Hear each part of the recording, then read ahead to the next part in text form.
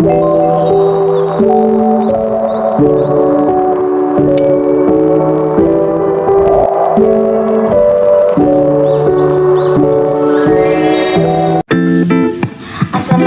warahmatullahi wabarakatuh. Perkenalkan, nama saya Arisawati Masitoh dengan NIM 223141090. Yang saya hormati Ibu Khalifatul Hasanah MPDI selaku dosen pengampu matkul BK. Di sini saya akan menjelaskan dua materi, yaitu pendekatan psikoanalisis dalam bimbingan konseling dan teori behaviorisme dalam bimbingan dan konseling. Langsung saja, yang pertama pendekatan psikoanalisis. Pendekatan psikoanalisis yaitu menurut Gunasa, psikoanalisis merupakan upaya mempengaruhi proses-proses psikologis dengan cara psikologis, dan psikoanalisis menunjukkan suatu teknik untuk mengobati gangguan-gangguan psikis yang dialami oleh pasien neurosis atau gangguan kecemasan. Psikoanalisis terbagi menjadi dua segi. Yang pertama yaitu kerja klinis, yang kedua yaitu kerja akademik. Kerja klinis dijalankan dengan pasien-pasien yang mengalami masalah psikis seperti fobia, kegelisahan, obsesi, halusinasi, dan sebagainya. Sedangkan kerja akademis bertujuan mempelajari kehidupan mental pada umumnya dan termasuk di dalamnya studi pustaka dan ilmu sosial. Teori psikoanalisis dalam BK mempunyai tujuan sebagai berikut, yaitu yang pertama, memberi tuntunan bagi pendidik dan anak didik tentang apa yang hendak dicapai. Yang kedua, kegiatan-kegiatan yang mereka lakukan dan tentang kemajuan yang dicapai oleh anak didik dalam ranah yang lebih luas. Yang ketiga, pendekatan psikoanalisis juga digunakan pada proses pendidikan yang berbasis kecerdasan majemuk. Namun, dalam teori psikoanalisis ini mempunyai kekurangan dan kelebihan masing-masing. Yang pertama, kekurangan teori psikoanalisis yaitu terlalu menekankan kepada pengalaman kanak-kanak dan menganggap kehidupan seolah-olah sepenuhnya ditentukan oleh masa lalu. Yang kedua, tidak semua kenangan masa lalu bisa atau sebaliknya dibawa ke alam sadar. Yang ketiga, penanganan tidak efektif untuk psikosis atau penyakit menetap dibandingkan dengan masalah-masalah yang terkait dengan fobia, histeria, dan obsesi. Yang keempat, tidak hanya terbatas pada psikoanalisis, yaitu setelah sembuh, pasien bisa mengalami masalah lain. Yang kelima, biaya yang banyak yang sangat mahal. Yang keenam, memakan waktu yang sangat lama. Dan yang terakhir, klien akan menjadi jenuh akibat waktu yang terlalu lama. Maka dari itu dibutuhkan terapis yang benar-benar terlatih untuk melakukan terapi.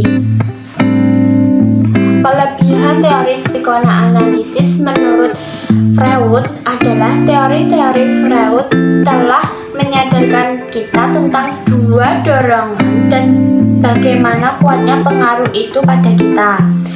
Besarnya pengaruh keluarga dalam pembentukan jati diri seseorang dari pria ataupun wanita. Yang kedua, konseling psikoanalisis merupakan penyembuhan yang lebih bersifat psikologis dengan cara-cara fisik, adanya penyesuaian antara teori dan teknik. Yang ketiga, dapat membuat klien mengetahui masalah apa yang selama ini tidak disadari klien. Selanjutnya yaitu teori behaviorisme.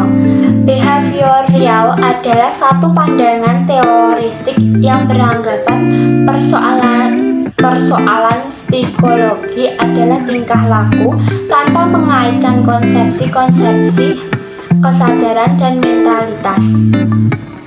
Seperti hanya psikoanalisis, teori behavioral juga mempunyai tujuan, yaitu tujuan secara umum untuk membantu klien memperbaiki pola perilaku salah sesuai, belajar tentang proses pembuatan keputusan, dan mencegah timbulnya berbagai masalah. Yang kedua yaitu tujuan secara khusus,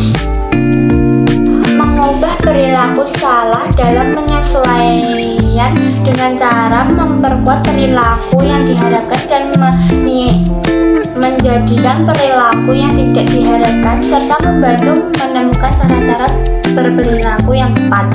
Teori behavioral juga memiliki kekurangan dan kelebihan masing-masing. Kekurangan teori behavioral yaitu lebih terkonsentrasi kepada teknik. Meskipun konselor behavioral sering menyatakan persetujuan kepada tujuan klien, akan tetapi pemilihan tujuan lebih sering ditentukan oleh konselor. Yang kedua yaitu konstruk belajar yang dikembangkan dan digunakan oleh konselor behavioral tidak cukup komprehensif untuk menjelaskan belajar dan harus dipandang hanya sebagai suatu hipotesis yang harus dites.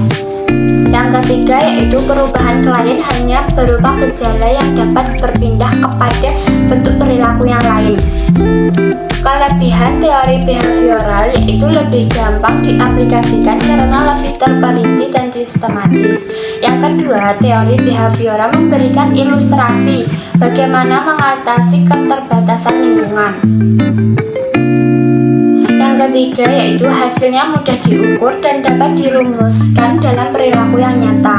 Yang keempat, penekanannya dipusatkan pada perilaku sekarang dan bukan pada perilaku yang terjadi di masa lalu.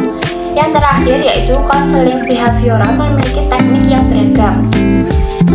Selanjutnya, kasus yang saya ambil yaitu kasus seorang anak laki-laki usia 10 tahun menunjukkan perilaku agresif dan sulit mengendalikan emosinya di lingkungan rumah.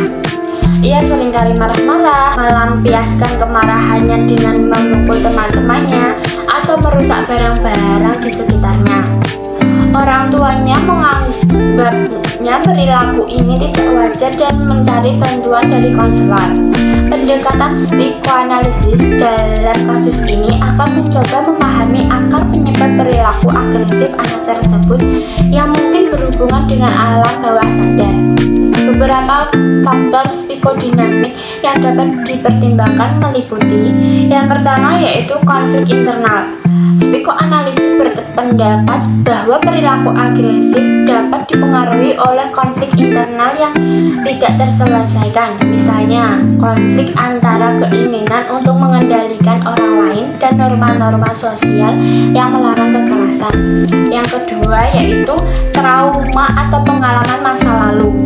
Psikoanalisis memperhatikan peran pengalaman masa lalu dalam membentuk perilaku dan emosi seseorang.